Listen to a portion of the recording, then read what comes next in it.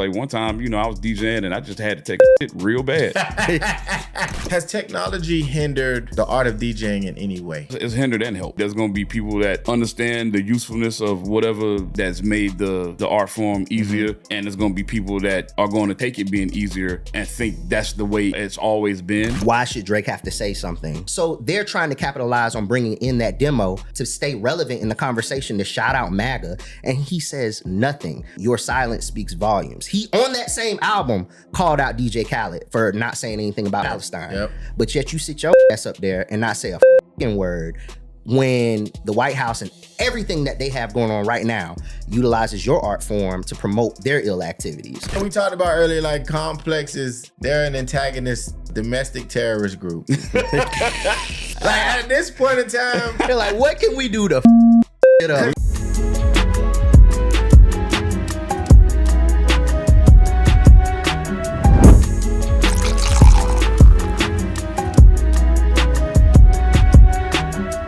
What's good, people? It's your boy, Way More Fly Than You, man. We back with another episode, Audio Dope Podcast. Thank y'all so much for tuning in yet again. This is season 4, episode 2. If you don't notice the guy to my right, I have a new co-host. He's dark skinned. Okay. This nigga been in the sun. He walked in and I was like, "Where you dark?" Teddy's back, ladies and gentlemen. That shit is hilarious because it's like I had posted a pic on my born day, and my mom was like, she's like, "You been using AI?" You know how the old folks didn't learn about AI. Everything AI now. So I AI'd myself to be darker. Like, where did that come from? I'm like, she's like, "You don't look like you." I was like, "All right, bet." Yeah, Like, yeah. It's a significant difference in your shade, brother, but it looks good on you, man. Pause. Oh my God. But yeah, Teddy's back, man. To my left, man, very, very special guest. Very special guest. I'm gonna let him introduce himself because I'm a huge fan of a lot of his work, and we're gonna get into a lot of what that is, but introduce yourself, my brother. Peace, everyone. It's Wallace Sparks on the check-in. DJ Wallace Sparks to a lot of y'all. Professional party rocker. Yes, yes, absolutely. When the light hit the ice, it twinkled and glistened. Twinkle and glisten, baby, for sure. Right on. Yeah, man. So thank you so much for tuning in and checking in with us, man. Like I said, I just been shooting my shot at people. I hit you in the DMs, pause, you answered. You answered, and then we're here, man. So just for those that don't know who Wally Sparks is, just give a brief introduction. Oh man, all right. 30 years on the turntables, doing my thing. I've been done all types of DJing. Every type of DJing under the sun I've done. I was former music editor of Ozone Magazine. Oh shit! Okay, Yeah, shout out to Julia yeah, Beverly. JB. Julie Yep. Beverly, Yeah, JB. okay. Florida girl. Yes, You know what For I'm saying? sure. yeah. I was a former tour DJ, A&R, and music director for a recording artist from Mississippi named Big Crit. Grizzle. Mhm. I currently am a event producer. I produce 2 events here based in Atlanta. One you just referenced called Twinkle and Glisten. It's all about Dirty South classics and celebrating those from the 90s and on. And I do a party called High Top Fade that is all about the New Jack Swing era. And of course, it's pretty much all we play. And I've done a few other things too, man. You know, I guess go to djwallacesparks.com and read the resume because I can't. I'm drawing a blank right now. You know what I'm saying? All but good. it's all there. All good. So I had the opportunity to attend Twinkle and Glistle. Shout out to Dawn Montgomery. Dawn, another Mississippi girl. Yeah, she was, and she will let you know she from Mississippi every chance she get. She was tweeting one day about a party. She was at some party. How she was describing the party made it seem like if you wasn't there, you wasn't having no type of fun whatsoever. So I'm like, well, where are you? She hit me. She was like, man, I'm here. It was, I forgot the name of the venue. The Loft. The Loft. Yeah. Went there. If you are a fan of Southern hip hop, Like real classic. I'm talking Southern about hip-hop. like from 1990 or 95-ish on up. That's all they play. They ain't playing nothing on the radio. They ain't playing none of the what the you know, the PDs at the radio stations is making people play. It's all cash money. All No circle Limit, I mean Suave House. Yeah. No Hypnotized Limits. Minds, all that. Like Dungeon I had Family. an amazing time reciting all the lyrics that I've been practicing in the mirror. So if I was just informed that both y'all are FAMU alumni, Yes. man. But that twinkling listener is like I was trying to recreate the feeling of the moon. Oh, shit. Right. Shout out, Okay. shout out to the DJ Dimp. You know, yeah. And- Yeah, what's yeah. up, TJ's Yeah. DJs. TJ Yes. Chapman, one of my OGs, man. Absolutely. TJ's Yep. I had an DJs, opportunity yeah. to go to TJ's DJs with my homie Bo Weezy one year. He snuck me one of them the lanyards because he was my roommate for like 2 years. So I was pretty much tied to the hip with him. I got familiar with him on Twitch. Absolutely, during the yeah. So pandemic, that's my OG. Oh, right You know on, what I'm man. saying? Shout out to Yeah, Bo so that's Weezy. my dog, man. So all right, cool, man. We're gonna get into new dope. I'm pretty sure everybody's been listening to a certain albums. I guess we could say. I'll start off with me. I have not been able to take Black's album out of my rotation. I've been listening to Black album front to back to front. Pause again. Yeah, Black put together an amazing body of work. It's a couple of features on there, you know, big names. Thug is on there. Chains is on there. All That Matters is my favorite track off of there. But of course, the 2 Chainz record, the Sunday Again, which is dope. But yeah, Black, I really appreciate his writing ability. You know what I'm saying? The fact that he can sing, but he can actually put words together very, very well. Yeah. And I think a lot of people, they just view him as an R&B singer, but the boy, he can rap too. Like, so. Didn't he? He started as a rapper, didn't Yes, Yep. him and Jid, I think we're in a group together, if I'm not mistaken. JID out of Atlanta. So yeah, that's what I've been playing. What about you? Shout out to my homies 2-player. You know, I got the shirt on repping, but I've been jamming Pete to the Letter. It's one of their records. Okay. So check that out. Follow him at We 2-player. Big Sant, Red Coat the Poet. Oh, These yeah. my Big homies. You know, Sant. they doing their thing. But man, bro, I'm an old nigga. I listen to old shit, bro. Yeah, You know what I'm for sure, saying? for So sure. like I've been DJing so long Yeah. that like it's rare that I don't seek out new music like I used to, Mhm. but sometimes it finds me. And I know Akeem Ali and Oh, I know Deontay Hitchcock just dropped something new. You know what I'm Mhm. saying? Yep. So I'm digging what they doing right now. Nice. You know, but other than that, man, I'm probably in the car jamming some, you know, some Shaka Khan or some Frankie Beverly and Mays, some That's shit like what's that, up. bro. Okay. What you T? I slick had that moment the other day when I was like cruising around Atlanta and I had fucking D'Angelo playing. And you know, I be in like my conflict of like, you know, I'm them, but I'm like also, you know, young man. No, so, you're not. Man, I keep telling you, you're not though. So I can't- Ain't no conflict over here, bro.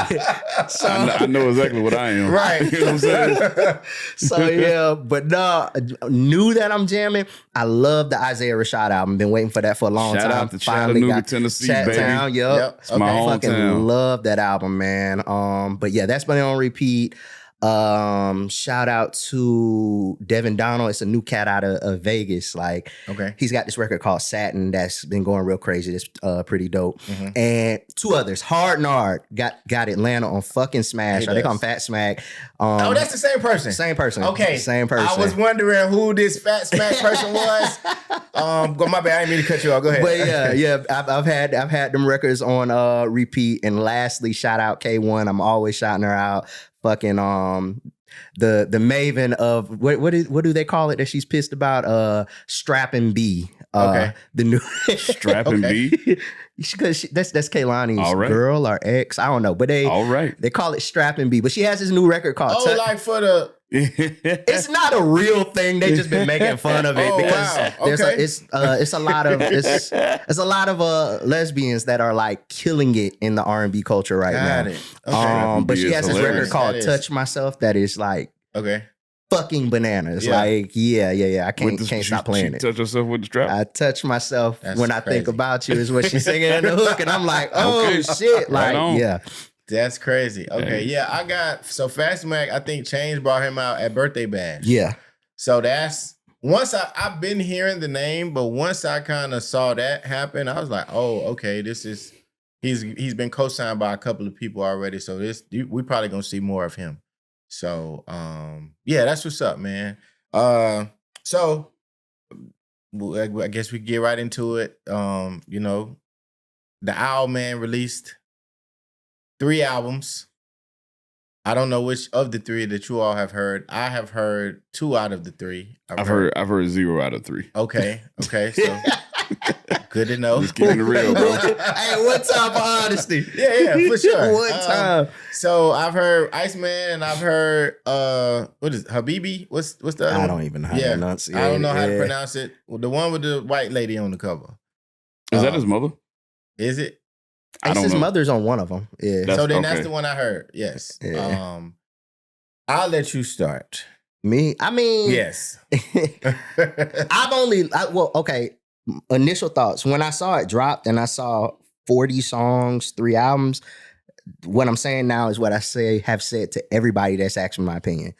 I'm not listening to 40 songs. You've consistently said that about every and artist. and that's the biggest thing. Is Yeah. because like I'll be deemed a hater, but I've been saying this about I said that about Chris Brown You 2 did. weeks before the Drake came out. Yeah. I'm not listening to that much music at one time. That's crazy. Yeah.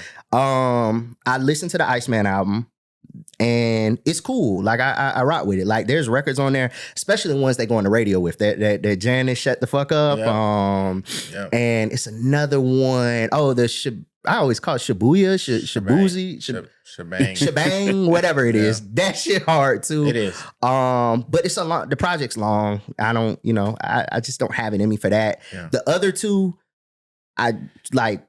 It's just too much music. I listened to like songs here and there, and I kind of just like gave up on it. Right. But that's just my thoughts on it. I mean, I'm at a place now where like Drake's gonna give us like some good music here and there. That's all I really wanted. Yeah. Was just some good music. I'm not here to hate, none of that. Like I wanted good music. It's summertime, and there's some bops in there, and that's I don't really care for the whole like get back bars 2 Right. years later. Right. I just really kind of feel like you could let stuff go after a while. But other than that, I mean, it did what we expected it to do. It's Yeah. Drake. Like, yeah. Before I get into what I want to ask you is, so as a DJ, when you hear like when new music releases, Mhm. from the DJ standpoint, are you listening to hear what you can automatically like with a ring off in the club or Typically, yeah. Okay. But as I mentioned before, like just I'm of the age and I'm doing things now, where I don't necessarily seek out to do that. What I do now though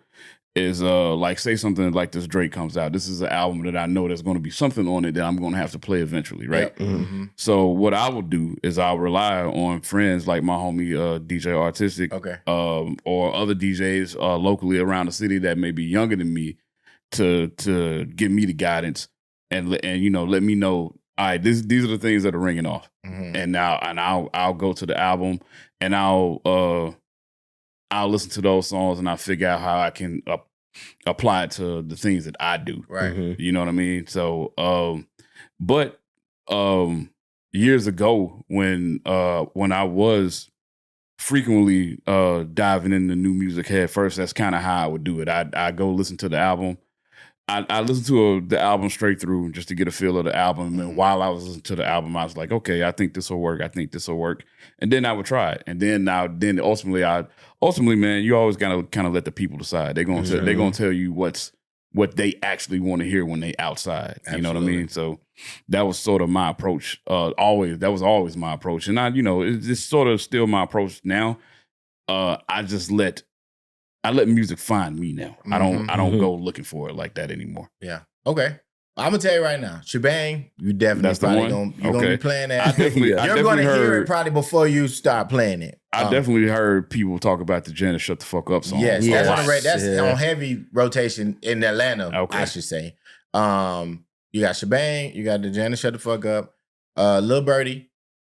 Lil Birdie, which he stole the Kodak flow. That's the talk now. I mean, Ain't that his MO? That's a lot of what we have said on this podcast. It's a lot of what has been circulating. I mean, there's evidence as well too. Mm-hmm. But of course, the outlets, they're not gonna let you say that. You know what I'm saying? I mean, there's nothing wrong with Homage, man. Jay-Z steals shit all the time. You think so? Yes. I mean, there's nothing. What would you say Jay-Z steals? Bro, Jay-Z has stole Biggie flows. He literally rapped. Who was it? Jazzo? Jazzo. Okay. Notorious Big. He literally rapped almost a Bun B verse word for word on one song. You know what I mean? Yes. So, and I'm not saying that as a slight. I'm just saying, people take things like there have been DJs that I respect that'll do like a certain cool mix or transition that I think, and I'll be like, I'm about to do that too. I got you. You know what I'm saying? Right. So it's everything. There's nothing new up under the sun, man. Like it is what it is. So there's a thin line between paying homage and stealing, right? Mm-hmm. For everything, not just with rap, hip hop. No, I agree. So when is it paying homage and when is it downright stealing? When you necessarily don't acknowledge the original creator, okay, that's when it becomes a problem. Like Understood. if you like I just referenced the whole DJing thing. Like I heard my homie JC one time do a transition. I walked right up to him and said, JC, I'm about to do that too. You know what I'm saying? Like I'm letting you know That's if you fair. hear me do it. Yeah. And I'll tell people, and if you're in the room, and I do it, I'll get on the mic and say, hey man, I got this from JC. Okay. Understood. That's that's the thing. I think that's where the line can be drawn. Yes. Yeah. And that's what, so I had an argument with a fellow follower of mine on Twitter because he was like, what's homage and what's stealing? So it was centered around the Lil Birdie record because if you know anything about Yak, Florida guy, you know what his sound sounds like, you know what his flow sounds like.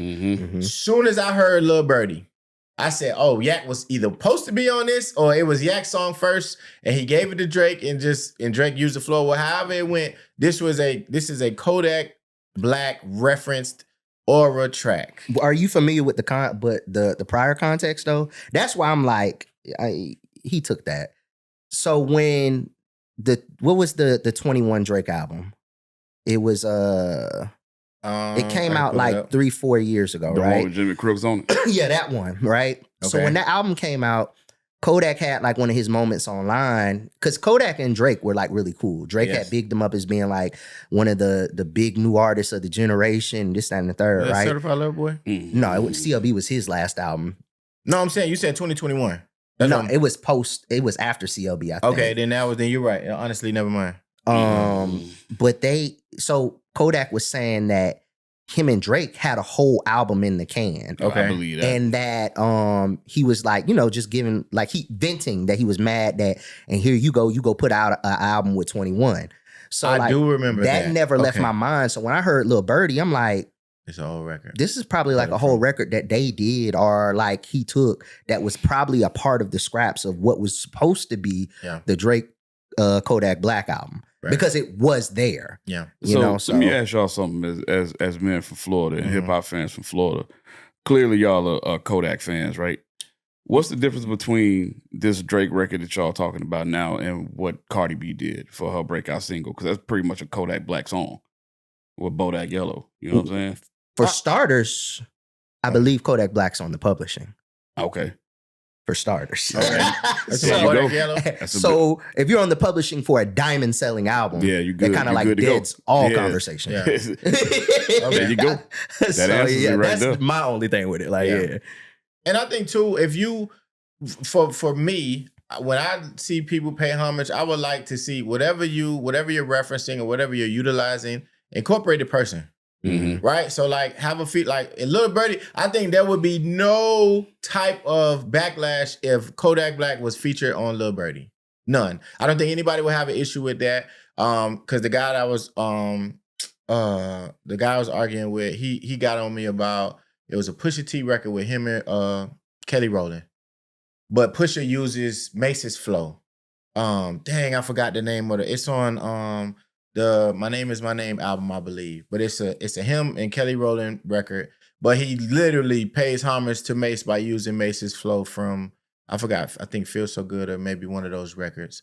But clearly, I said the difference between you saying that Pusha stole Mace's flow and Drake stealing, Pusha is embedded in hip hop culture. Like he is an authentic hip hop head. He writes all his lyrics. Like he has no prior stint on his name as far as being written for, stealing reference tracks, none of that. So it comes off more as a homage versus a Drake who has had the stealing tag attached to his jacket over the years.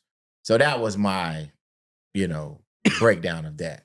But to me, if you incorporate the artist or if you shout them out some kind of way or whatever, like I think that is more homage than actual stealing. So I mean, shout out DJ, what is it, 954? yes. I was like, he included him on the interlude. So he True. did try to take the extra step of like including the regional culture. Correct.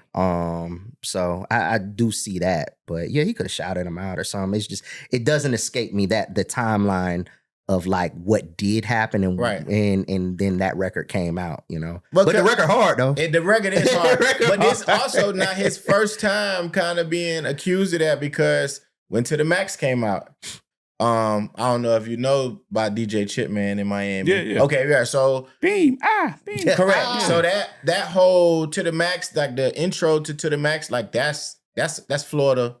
That's Florida tempo. That's Florida. You know what I'm saying? The vibrant, like almost like hyphy in the Bay Area. Yeah. So when we heard that, it's like we thinking we gonna, and I don't know why people thought this or whatever, but it would have made more sense if he would have incorporated a Florida artist or like a DJ or somebody like a Sam Sneak would have been a notable name to utilize for that particular record because Sam Sneak is known for that type of juke, you know what I'm saying, sound. So that's why I think he gets a lot of this backlash because it's like crazy. You put somebody like Piccolo on there. Yeah, you know what I'm saying? Something like that because, he gets this backlash because he is a chameleon, but that can be, a gift and a curse sometimes because a lot of people look at you like you jacking. Are you inspired or are you stealing? Correct. Like, yeah, and it's kind of hard to like interpret it. Correct. Yeah. So a blurry line for sure. Yes. Very. So you haven't heard the Drake?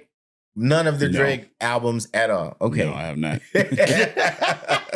Yes. They'll get to me eventually. Okay. What was your introduction to DJing? Like your first? Oh, wow. So, I've told this story many times, but I think I was DJing before I realized I was DJing. Okay. Like, when I was a young man, I was probably about my son's age, 13 or 14 years old. I used to be in this weekend program at the YMCA called the Young Black Achievers. Okay. Back in my hometown. And we had like this little ice cream social dance thing or whatever back in the day. And this is when CDs were kind of new.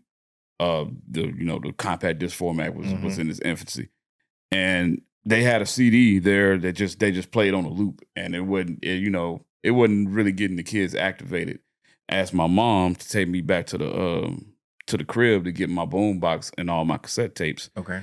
And, where we lived wasn't far from where the YMCA was. So it was a quick little trip, got back in maybe 30 minutes or less. Mm-hmm. I took my boombox up there. I started playing just music that I liked and that I wanted to dance to, since this was a place where I was going to get to dance. And it kind of turned the whole party around. Kids got more active. They were more engaged and energetic. And I think that was like the seed that was planted in me as a young person to eventually get me to the point where I am now, being a professional DJ at 30 plus years. Okay. However, the point and where I decided that I was actually going to do it came years later when I was in high school and I was watching this program on BET called Planet Groove. And it was like a lot of those video shows like Video Soul, Video LP, etc. Planet Groove. And there was they had a host named Rachel. Okay. Super fine. But Kid Capri was on there one day. They would have DJs in studio. Yeah. And Kid Capri was there one day, and he just happened to say something, and the sentence he said like unlocked something in my brain. He was like, "Yo, as long as there is new music being made, there's going to be there's going to be a need for somebody to play it. Mm-hmm. And I was like, oh, that's true. And I just wanted to be around music all the time. And I was like, you know what? I think DJing might be the way for me to do that. You know, I tried to rap. That didn't really work out. You know, I'm not a tall person, so you know, dancing wasn't necessarily gonna get me anywhere. Mm-hmm. But I knew I wanted two things. I wanted to be around the music all the time, and I wanted to be the one that controlled it and chose what got played. So I was like, DJing might be the avenue for me. Gotcha. And I sat on that till I graduated high school, and then my freshman year in college, I got the balls to try it. I tried it. You know, as Keith Lee would say, I rated it 10 out of 10, and I've been doing it ever since, man. Yeah. I started when I was 19 years old.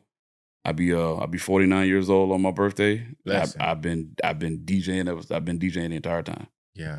So, have you ever had a bad set? oh yeah, plenty. Oh, all the time. What does a bad set look like for Wally Sparks? Oh man, I'd imagine it's like this for any DJ, but you know, sometimes you just ain't got it. Just like an athlete, man.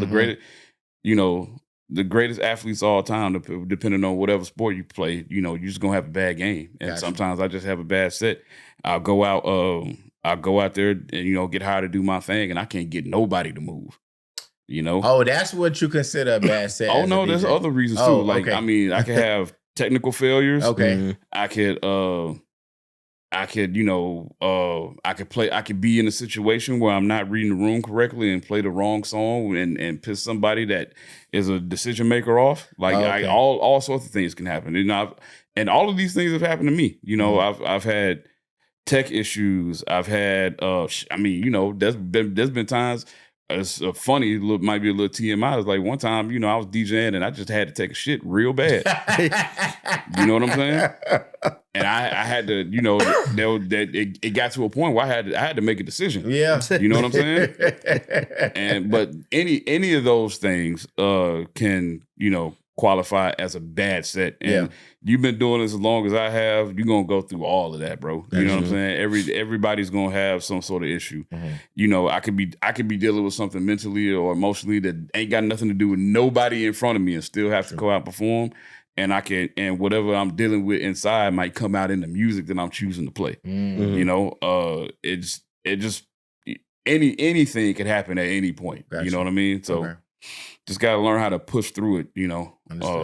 But that's just the game, man. You know, like I'm sure there's been plenty of games where Michael Jordan scored less than 10 points. Of course. You know what I'm saying? Yeah. But he's still Michael Jordan. I'm still Wally Sparks. You know what I'm saying? There you go.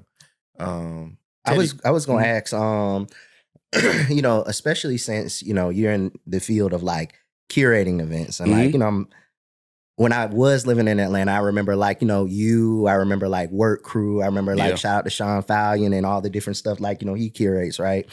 A very big topic like I continue to see online is, you know, over the past few years, we've had like an uptick in R&B nights, R&B parties.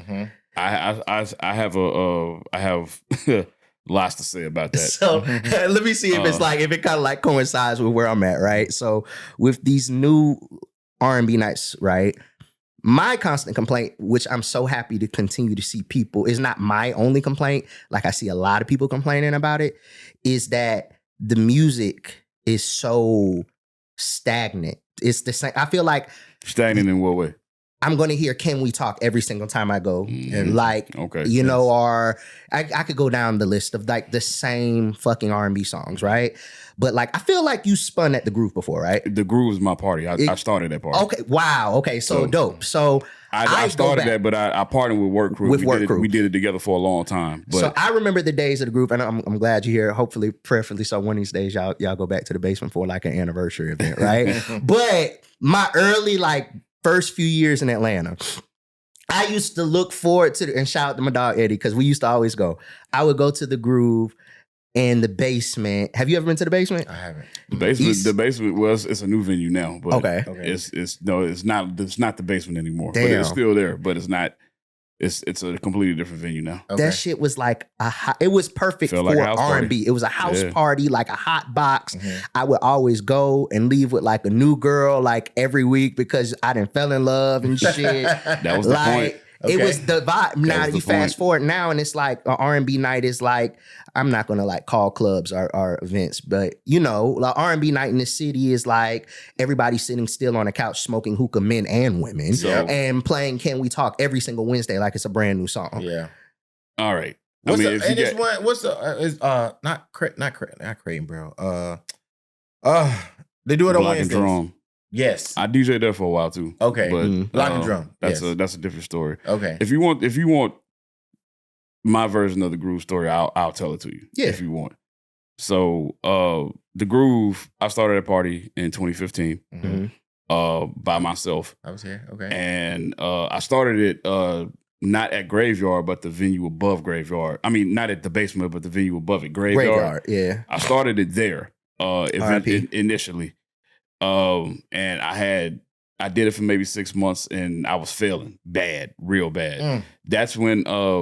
That's when Work Crew approached me and asked me if they would, if I'd be down with partnering with them Mhm. to continue to groove. And the reason they approached me is because they had got approached by another venue to produce an R&B party. Mhm. And they were like, hey man, you got a good name. And shout out to Jeremy Avalon. He actually played with me during the time where I was failing. And I think he went back to his partner, Xavier Black, and said, hey, I think Wally's on to something here. I think we can, work together and make something happen. Mhm. So that's what happened. 2016, we officially started working together and producing the event together. Okay. And then we did that from 2016. They're still doing it now. They still have the party, but I gave up my my partnership interest in it in 2022. Mhm. But in between that time, from 2016 to 2022, we started at a hotel lobby. We moved from the hotel lobby into the basement. Mhm. We were at the basement for maybe 3.5 years. Mhm. And then we moved to, we started doing it at Masquerade and at Center Stage and Yeah. just different places around the city. Nice. And it grew. And keep in mind, no one in the Atlanta metro area was doing a party that was completely focused on R&B Nobody. music Yep. in 2015. Yep. No one. So I'm not going to say, I started the trend. I think I just saw around the corner and I saw where things were going. Mhm. And I think I just was ahead of the curve. Gotcha. That's all. And I think one of the reasons that the groove worked as well as it did was because I made sure that we focused on traditional R&B music. Mhm. Like, and there's nothing wrong with like, the K Tronada edits and, the any type of, the SoundCloud era was popping back then. DJ Yeah. were making all these crazy dope edits of older R&B songs. Nothing wrong with that. But I knew that there was going to be a demand for actual R&B songs, like original tunes. Mhm. And that was what the focus was going to be at that event. And that's what we did. I was like, yo, we are going to play like straight up for real love songs. Mhm. Like, and we're going to dig deeper I than the was say y'all surface. do B-sides. Yeah, deeper than the Y'all surface. do B-sides. You know what I so mean? yeah. So, Yeah. and I think that's why we had the success that we had during that time. And I think that's why they've continued to keep it going for as long as they had. Mhm. And yeah, man, that was kind of how things shook out with that. And I see the discourse online about people saying, "Oh man, I'll go to R&B party, hear the same old thing all the time." Yeah. Mhm. And I get that, but I think that's because R&B has become R&B music has become the trendy music that draws people in. And when you have like the club owners and promoters who aren't necessarily people who are arbiters of culture, Mhm. and their concern is the bottom line. Yeah. You get the commodified version of an R&B event where you go into any kind of lounge or club, especially something that's got like sections and that sells hookah or whatever. As soon as you step foot on their parking lot and walk into their door, they are trying to separate you from your money. Yeah. What I was doing was completely different. I was, if you spend money at the bar, great. I didn't really give a shit. I wanted you to come in and feel something. Oh my God, yeah. You know what I'm saying? Yeah. So that's the way I approach event curation even now. Like with my new events, with the events I'm doing currently with Twank and Glisten on like some old Dirty South shit. Yeah. Like I want people to walk in and hear an old Master P song and be like, man, I ain't heard this shit in forever. I heard it coming up the fucking stairs. You know what I'm saying? Or when they come to Hot Top Fade and I play like a old guy or Johnny Gill or Babyface Deep Cut. It's like, oh man, I remember when I used to have a Hot Top Fade and I used to jam. That's what I'm after. That's what I'm after. I'm not.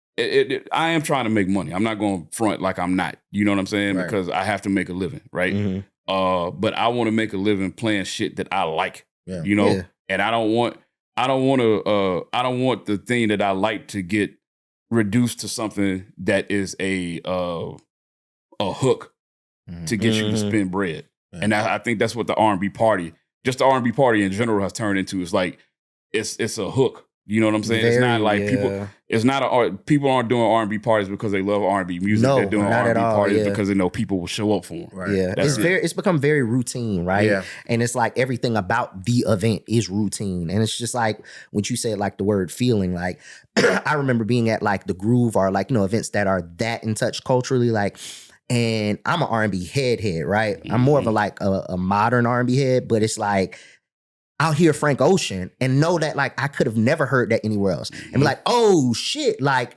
or it was another one that came to my head, but it's like stuff like, or like B-side stuff. Jimmy Cozier, She's All I Got. Like I would never hear that at no fucking like stand on the table and smoke hookah ass Atlanta R&B night. Like, so it's like, yeah, when you guys curate those events that are actually in love with the genre, in touch with the culture, and care more about the feeling than the aesthetic that people just want to post on fucking line, like it's a clear difference. Yeah. And clearly the people feel the same way because it's the discourse online. I understand that social media and social proof is currency these days that helps you grow and scale. But sometimes when I do my events and I see that there's not that much video or when I know that the event was packed because I was there and I saw it, but I don't see that many people posting on it online. There's a part of me that's like, oh man, I wish people would post more. But then there's another part of me that's like, you know what? I'm kind of glad they didn't post more because that means they was having fun. A good time. You know what I'm saying? Yeah. They were into it. Has technology hindered the art of DJing in any way?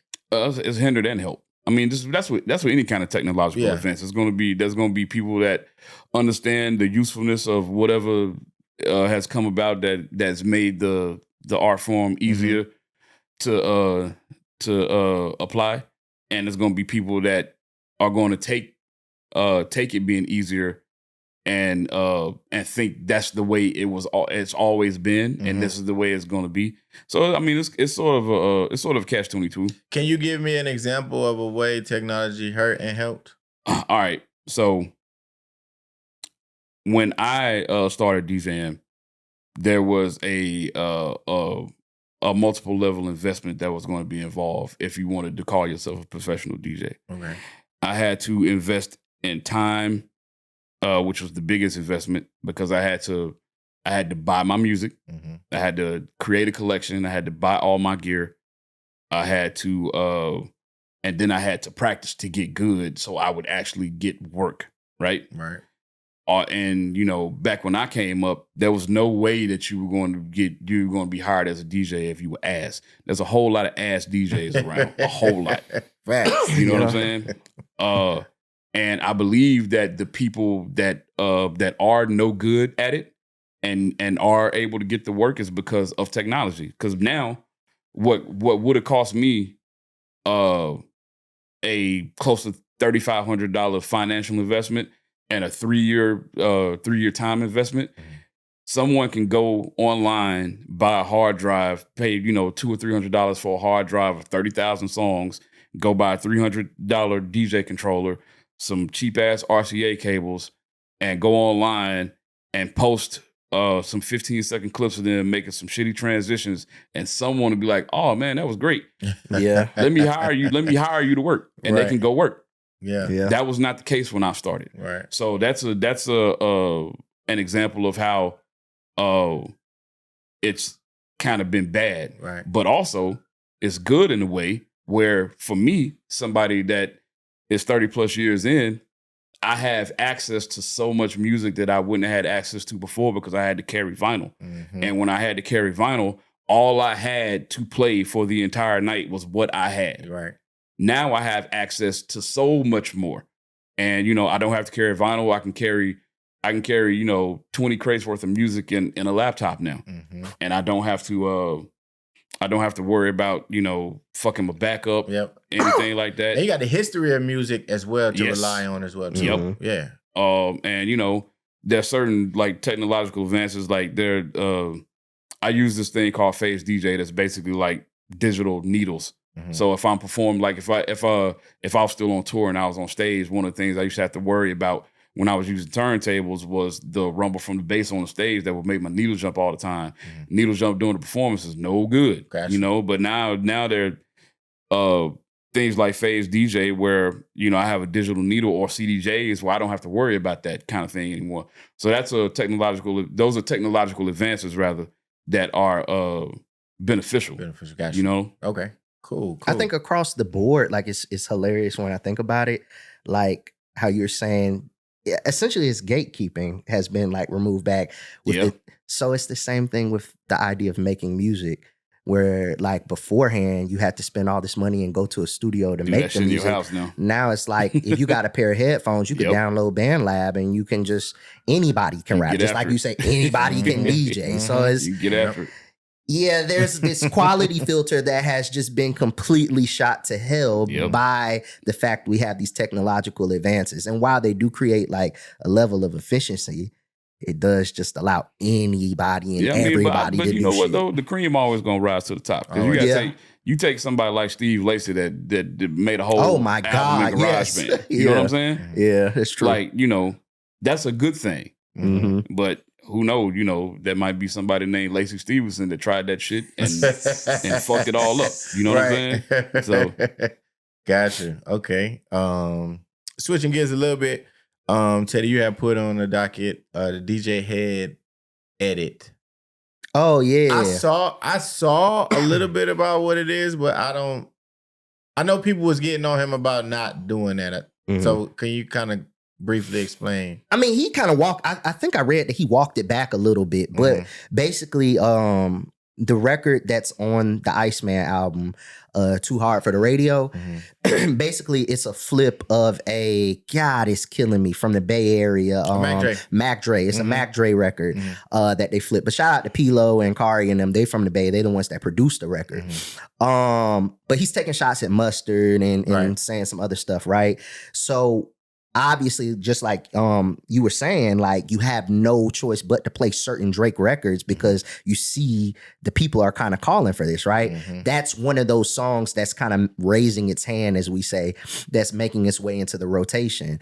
And basically he was saying he made an edit, because he saw that a lot of his DJ homies on the West Coast felt conflicted about playing the song because he dissed Mustard. Because they were dissing Mustard. Okay. So he made a version of it where he edited it. And Gina, that's his co-host on there, she kind of called him out, which is dope because people think that everybody on the West Coast is Kendrick and biased, right? But she kind of called him out in the moment, and a lot of people spoke about it. And I think he kind of walked it back because it's like, hey, nobody was making an edited version of Hit 'Em Up when Pac put that out, and so it's just got to kind of like let things live. So yeah. And on the flip side of that, we weren't editing not like us. Yeah, no, we were not. That's the most recent example. So I'm in 100% agreement with Gina. Like, no, niggas get dissed, bro. Yeah. Like that's just That's hip hop. that's the essence of hip hop. Yeah. Niggas been getting dissed since dissing been a thing. For sure. So 100%. if we can dance to Not Like Us, we can dance and bob our heads to, Too Hard for the Radio. And if he because even throughout the beef, one of the main things they was telling Drake was, man, stop with all this meme shit. Put out a record. Yeah. They would say, like, even not after, after Not Like Us, they were saying, if he's gonna respond, you put out a record. Don't Instagram us to death, right? Yeah, especially if you called him out for saying you called Kendrick out for so long, saying, "Hey, put some music out." Correct. And then you start So- start putting music out at a real fast clip, and you was like, yeah, I'm going back to that. Absolutely, yeah, nah. So hell nah, like nah. DJ Head, he's definitely wrong for that. Like no, play the Yeah. music. Last time I was in LA, I DJ'd with Head actually. Word. Yeah, Yeah, is he a good DJ? yeah. Okay. Has a legitimate DJ. Okay, yeah. I fuck with Gina. You could tell she has an old soul. Yeah. She is. She a real hip hop fan too. Yes, absolutely, absolutely, And she man. LA as fuck. Yeah, She I appreciate that. man. I love it. Be who you are. You know what I'm Yeah, saying? she is. Complex released the 50 greatest rappers from New York. Did you see that? Nah, I know what Complex does though. I hadn't seen They it. do. But, you know what I'm And saying? they do a really, really good job of antagonizing the public. Oh yeah, for sure. That's exactly what they're doing. So They got you talking about it on the Audio Dope podcast. absolutely, You know what I'm saying? absolutely. I typically just really wanted to go through the top 10 because that's really all that matters. You know what I'm saying? So 1, they got Jay. 2, they got Big. 3, they got Nas. 4, they got Rakim. 5, they got LL Cool J. 6, they got 50. 7, they got Nicki Minaj. Right. 8, they got DMX. 9 is Busta Rhymes. 10 is KRS-One. I mean, that's a good top 10. I think KRS-One should be much higher. But I don't necessarily disagree with that top 10 because there's a strong case you can make for each of the people that were there. Mhm. I think they got the first 4 right, and then 5 through 10 you can kind of juxtapose as however your opinion lies. Okay. So the first bullet point, this is a ranking of the 50 greatest New York rappers ever using lyrical ability, songwriting, influence, and cultural impact to trace hip-hop's 50-year evolution from park jams to global dominance. To your point, because before I read the first bullet, I was going to remove one person. And I know Nikki? who you were going to remove. You already know who You're I such a hater. That's not Like, true at all. There's on no planet should Nicki be in the top 10 greatest we have New to York. dissect Do you this think she Nicki top shit, 20 at least? bro. She's definitely top 15 for sure. 15, yes. Okay. But putting her over the likes of a Jadakiss, putting her over the likes of who else we got? Was global from there? dominance was a bullet point, right? Global dominance is one of she them. definitely checks that And box. so where Yeah. does Jadakiss rank next to her in global dominance? Yeah, she got him. Global, he got no. We have. It does. He can't even tie shoestring, and you know it. You said global dominance. global dominance. Yeah, I mean, Okay. Nikki is a worldwide And I hate superstar. to even be like putting on the cape for Nikki, because we all know where Yes. she at now. Yeah. But I'm just going off But of that's like only one her element. impact in hip hop. But Like that's only. But she also has people that have written for her. So how can you be on the top MCs list if you got a ghostwriter? That is also a fair So point. if we're gonna be fair, let's be fair about it. That's Let's the be only fair. reason why. Yeah. So yeah, she global superstar, 100%. She was tied to one of the biggest rap conglomerates of all time. Mhm. You know what I'm saying? I mean, even outside of Young Money, just Nikki alone was Yes. she's iconic globally for lots of things Correct. beyond being Mm-hmm. a dope MC. Correct. So we could look at. So that was the top 10. So I'm in I'm somewhat with of you, agreement. though. I But don't think- KRS is not. He don't have a global dominance in hip hop. Yeah, I think he's more important to culture yes, overall, cultural importance. to yeah. hip hop culture, Right. specifically overall than Nikki may be. Correct. They You got know. Prodigy at 11. They got Lil' Kim at 12. You think Kim Wishu is ahead of Nikki? If you flop Kim and Nicki, I don't have a problem. I'm not going. I don't have a problem with that. I don't either. Like I sort of lean to you where I can see if there was anyone in that top 10 that I will remove, it would probably be Nicki. But I also recognize why Nicki would be in the top 10. 100. I'm not a Nicki Minaj hater. You are, That's bro. I recognize her great. Nicki is one. She is probably the most successful female. No, she is the most successful female artist with the exception of Queen Latifah, and that's only because Queen Latifah. If we add successful, because you have to look at what they transition into as well too. So Queen Latifah, you got like she has like all correct. So I think it's Queen and then it's Nicki. No, and then everybody else. Absolutely. If you're talking like overall umbrella, yeah, but we just talking about music. Music, then yes, Nicki for sure, 100%. Yeah, 100%. But I'm just critical of people that's at the top. I'm critical of Drake. Just critical of Nicki. Please, because I'm critical of Lil Wayne too. I'm very critical of Lil Wayne. And this is somebody who I had the SQ tapes on cassette. So I mean, way more fly than you is a direct line from a Wayne song. Absolutely. So absolutely. So that should let you know the reverence that I have for Lil Wayne. You know what I'm saying? But when we talk about people that sit at the top seat, Jay-Z get criticized, Nas get criticized. Biggie get criticized. Biggie get criticized the most for them gay ass lyrics he used to be rapping, and we know what they are. So I'm just critical of people that's at the top spot. If you're gonna be there, heavy as the head, nigga, should have been the truck driver. Hey. Don't be mad. UPS is hiring. Yeah, you know what I'm saying. So okay. I say the criticism, just like I said at the end of the day, it's warranted because again, yeah, you're right. Like, but at the same time, there's nothing. And I hate having a like cape for Nicki. But anyways, like you can make a case for her being in the top 10 and with the global point, you the can. catalog, with the impact. And you can also make a case for her to not being in the top 10 also. You know, like you could go either way. Yeah, like I said, it just kind of depends on where your opinion lands on all of these artists and what, you know, how, you know, what you think of their impact is culturally. Because they got Big Daddy Kane and Slick Rick at 19 and 20. Yeah, they should be much higher. You get what I'm saying? Where's Ja? Rule? Yeah. He not in the top 20. Method Man is 21. Chuck D 22. Is he the highest Wu-Tang ranking member, Method Man? Yes. No, because they got Ghostface before him. Did they? Did I see that correctly?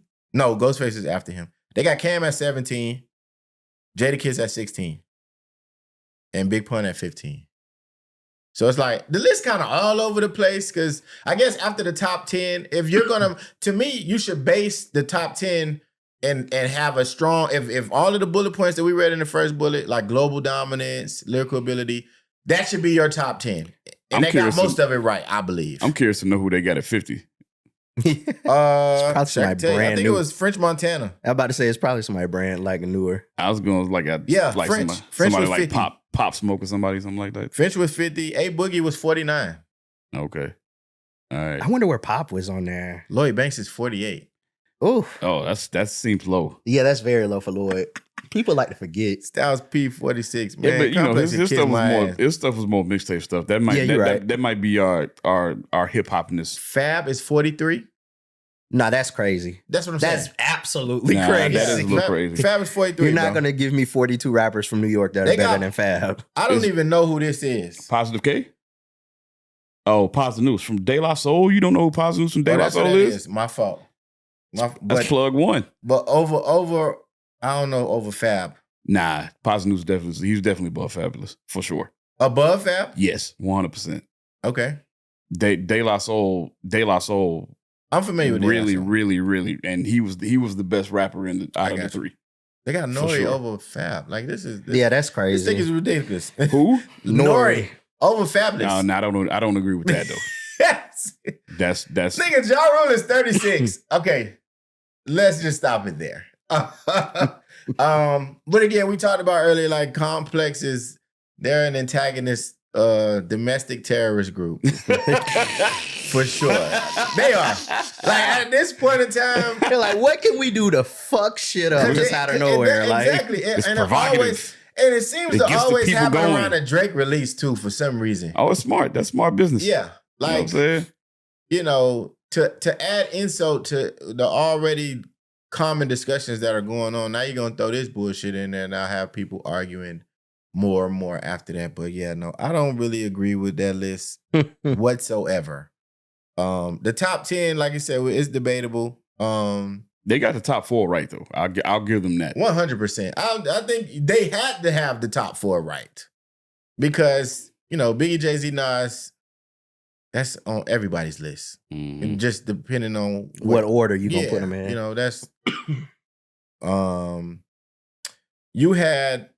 you said MAGA Iceman, and I'm assuming you're talking about all of the ads from the White House that is utilizing. Oh, you thought. I was like, I didn't say that. Yeah, no. I didn't say that. I didn't say that at all. That was a poor transition on my behalf. I didn't say that at all. So transitioning, there was a lot of, and I'll just let you kind of explain it. I mean, did you guys saw like the clip that the White House used? I did. Yeah, I did see that. What about the utilization of his album cover to like promote ICE? I mean, promote MAGA. I thought they used the music too. They used his album cover where he's throwing up this Michael Jackson hand to like dangle a MAGA chain. I did see that. Yes, I did. That is a peculiar title given the climate. It is. Yes. Yes, it is. So it is. Yeah. But it goes. I like Drake. Okay, I like his music, but I feel like when it's time to be critical, people don't know how to be objective, right? Mm-hmm.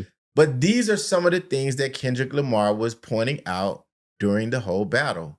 How you're a visitor in our culture. You're tone deaf. You don't understand what's going on with people of color and other individuals that in or around hip hop. So to call your album Iceman in the wake of ICE terrorizing not only foreign nationals, but people that were actually born in the United States who would be considered United States citizens, and you not even being a citizen of the United States. It's just bad all around. It's very peculiar. Yeah, but it is, it could be intentional though, man. Drake is a master strategist. 100%.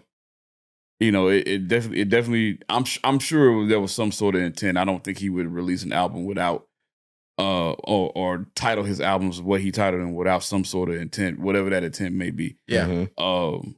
But even though even me having my opinion of it being like a strange title to have, given the climate, you can't say that it's not effective. Right. Yeah. Right. I mean, It is.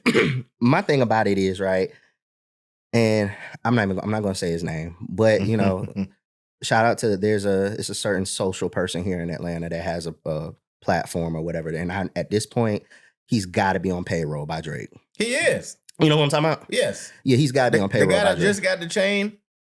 No, this is someone that's here in Atlanta. Oh, There's someone here in Atlanta. Oh no, I do not know who you're talking about. Sorry. But yeah. Anyways, he put up a tweet that said basically, why should Drake have to say something?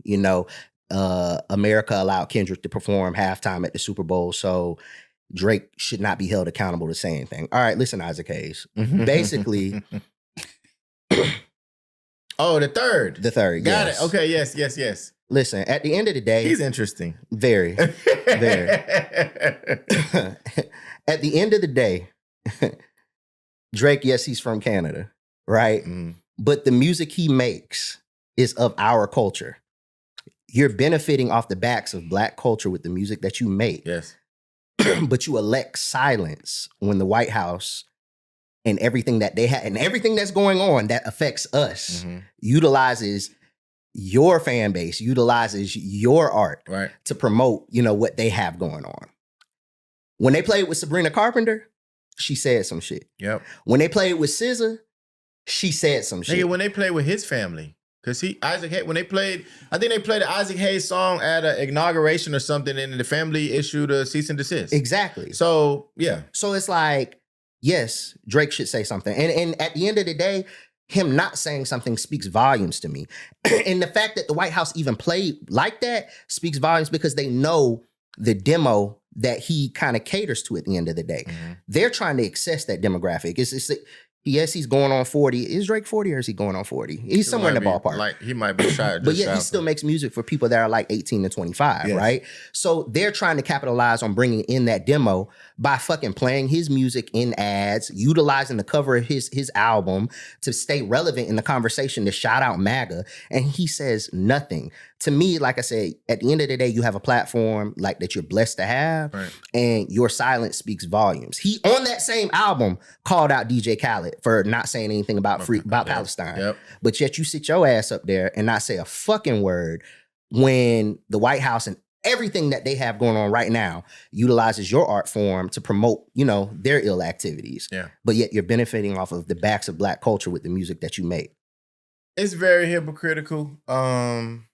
But I think that's been his MO for a long time too. Like, but again, when you try to call it out, like you're labeled a hater and all of these other things. So, but I just think if you're gonna stand in it, be all the way in it. You know what I'm saying? Speak up when you're supposed to, or don't say nothing at all. And then if you're not gonna say anything at all, you can't call out somebody else for not speaking on issues either. So. Yeah, and if you Black, like, I'm not telling nobody like, what party to vote for. I'm not telling none of that shit, right?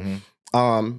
Even though I do kind of side with Funky Dineva at this point in time, like, you tell me, what side you chose, you chose. No, we can't be friends at this point. I can't fuck with you because this is a dead ass, situation that we're in America, right? But at the end of the day, like, if you have a platform, you can't pacify, his, decision to say anything. I'm sorry. Like, so that was irresponsible on his behalf too to even tweet that shit. But then again, these days niggas choose interesting activities to, get engagement. Very true. But yeah, that's why I put that on there. Like, it's Okay. Before we wrap up, I want to ask you, Wally, your top 5 DJs of all time. Well, my top Jazzy Jeff's always gonna be number 1. Okay. So, and then I referenced Kid Capri earlier. He'd be my number 2. Okay. Then you got Jam Master Jay, God bless the dead. Okay. He'd be my number 3. Then you got I was asked this question on another podcast, and the 2 that I mentioned then is the same I'll mention now. Is one is DJ Mars, who's here. He's probably the guy that I most emulated my style after the most. Mm-hmm. And then my OG that I learned the game from is a guy named DJ Mix, who's based in Chattanooga. So they would be my top 5. The combination of those 5 men are what my DJ DNA is made of, basically. I hear this a lot. A DJ's style. Mm-hmm.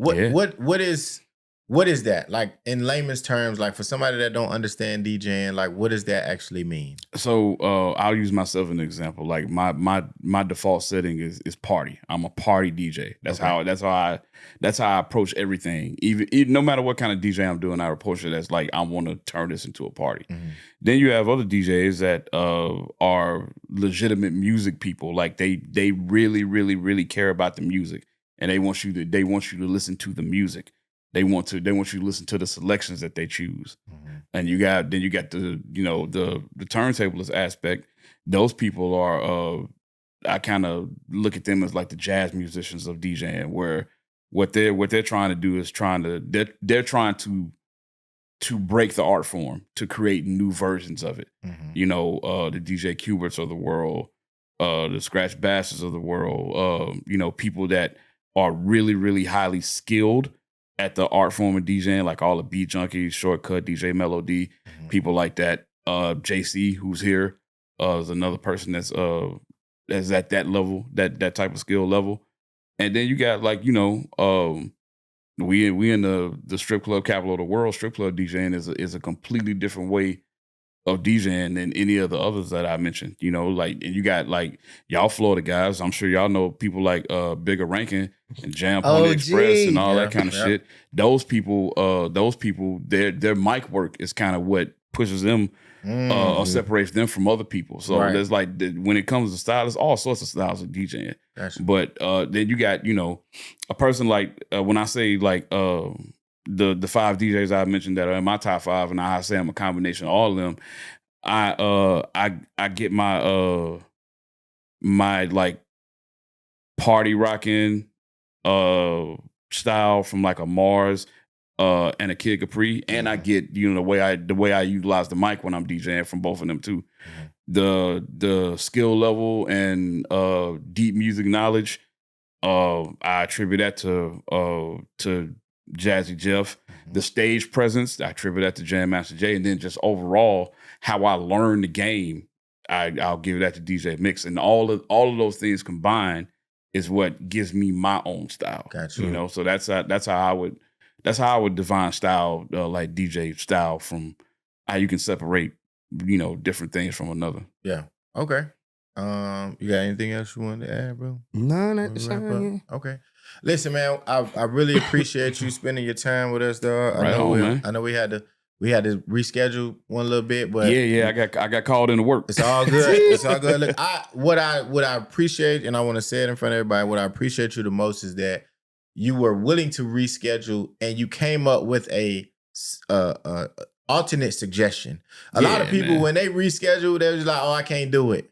And then you spend weeks running behind people trying to figure out schedules. You was like, hey, listen, I can't do it this day, but I'm free anytime this day. Let me know. And I just want to say I truly appreciate it. Because that's how I operate. If I can't do something, I'm gonna tell you that I can't do it, but I'm gonna give you a day and a time that I actually can. I'm grateful for the opportunity to be here, man. Absolutely. To be thought of, to be able to sit down with y'all. I don't take any of that kind of shit for granted, man. Awesome. I try to be a humble guy. I'm just Wiley, really, and I like to play music, and I've been fortunate enough to do this for a long time. Nice. Meet a whole lot of cool people and do a whole lot of cool shit, man. There you But go. that don't change who I actually am. You know what I'm saying? So I don't want to waste people's time, man. So I try to be as professional as I can all the time. Thank you. Yeah. So I'm your boy, way more fly than you, man. Wally Sparks just kicking it with us, man. My homie Teddy, dark skin Teddy. Hey, wait till the winter come. I'll show you the real Iceman. Hey, man, Audio Dope, man. Season 4, episode 2, man. Thank y'all for listening. Peace. Peace.